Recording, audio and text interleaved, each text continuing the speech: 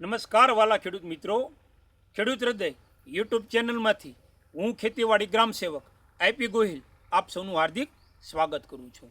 મિત્રો, જે પણ ખેડૂતોને તાર ફેન્સિંગમાં પૂર્વ મંજૂરી મળી છે તેવા ખેડૂતોને તાર ફેન્સિંગ બનાવતી વખતે કયા કયા મુદ્દાઓ ધ્યાનમાં રાખવાના હોય છે એ બાબતે હું આજે તમને વાત કરીશ।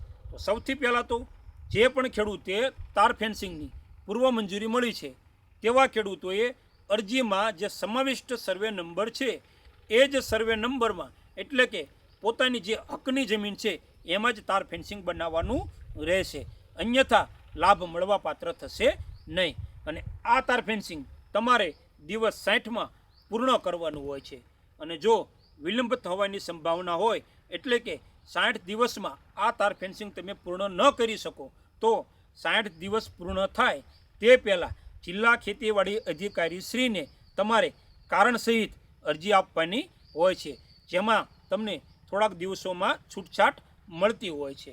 મિત્રો, આ થઈ તાર ફેન્સિંગની પ્રાથમિક માહિતી। હવે વાત કરીશું તાર ફેન્સિંગમાં જે થાંભલા છે એ તમે કયા વાપરી શકો છો। તો સિમેન્ટ કોન્ક્રીટના અથવા તો જે એંગલો આવે છે એ બંને થાંભલાનો તમે ઉપયોગ કરી શકો છો। થાંભલા ખોડવા માટેનું જે ખાડો કરવાનો છે એના માપની વાત કરું તો 0.40 મીટર પહોળાઈ, 0.40 મીટર લંબાઈ અને 0.60 મીટર ઊંડાઈનો તમારે ખાડો રાખવાનો છે। આ થયો ખાડાનું માપ સાઇઝ। અને મિત્રો, થાંભલાની વાત કરું તો થાંભલાની જે જાડાઈ છે એ તમારે 0.10 મીટર હોવી જોઈએ અને પહોળાઈ છે એ પણ 0.10 મીટર હોવી જોઈએ।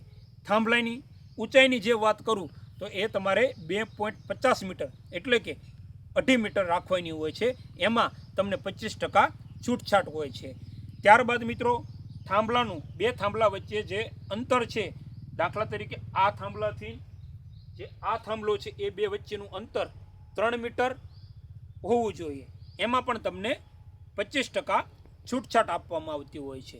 મિત્રો, થાંભલાના જે બે સહાયક થાંભલા હોય છે એનું જે અંતર હોય છે એ ખેડૂત પોતાની અનુકૂળતા મુજબ રાખી શકતા હોય છે। ત્યારબાદ થાંભલાનું જે પુરાણ છે એમાં ખેડૂત સિમેન્ટ કોન્ક્રીટનો પણ ઉપયોગ કરી શકે છે અથવા તો પોતાની અનુકૂળતા મુજબ એ પણ એ વાપરી શકતા હોય છે। હવે ખાસ વાત એ છે કે જ્યારે તમે તાર ફેન્સિંગ બનાવો છો ત્યારે જે આ જાળી લગાવેલી છે એ ખેડૂત પોતાના અનુકૂળતા મુજબ રાખી શકે છે। ખાસ કરીને જ્યારે આવી તમે જાળી લગાવો છો ત્યારે જે જનાવર હોય છે તે સહેલાઈથી ખેતરમાં પ્રવેશી શકતા નથી અને થાંભલામાં ઓછામાં ઓછા તમારે 4 તારનો ઉપયોગ કરવાનો છે।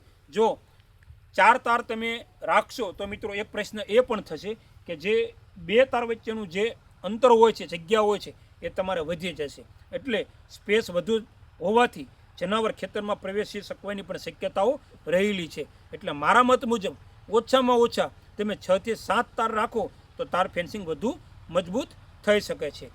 મિત્રો, ત્યારબાદ તમારે આ જે થાંભલા છે એ તમામ વસ્તુ જે તમે તાર હોય, થાંભલા હોય કે જાળી હોય, આ બધી જ વસ્તુનું તમારે જીએસટી સાથેનું બિલ લેવાનું છે અને ત્યારબાદ અન્ય જરૂરી દસ્તાવેજો સાથે તમારે ક્લેમ ખેતીવાડી ઓફિસમાં સબમિટ કરવાનો હોય છે। તો મિત્રો, આવી જ ખેતીને લગતી ઉપયોગી માહિતી માટે અમારી ખેડૂત હૃદય યુટ્યુબ ચેનલને સબસ્ક્રાઈબ કરવાનું ભૂલતા નહીં। ફરી મળીશું નવા ખેતરમાં નવી માહિતી સાથે।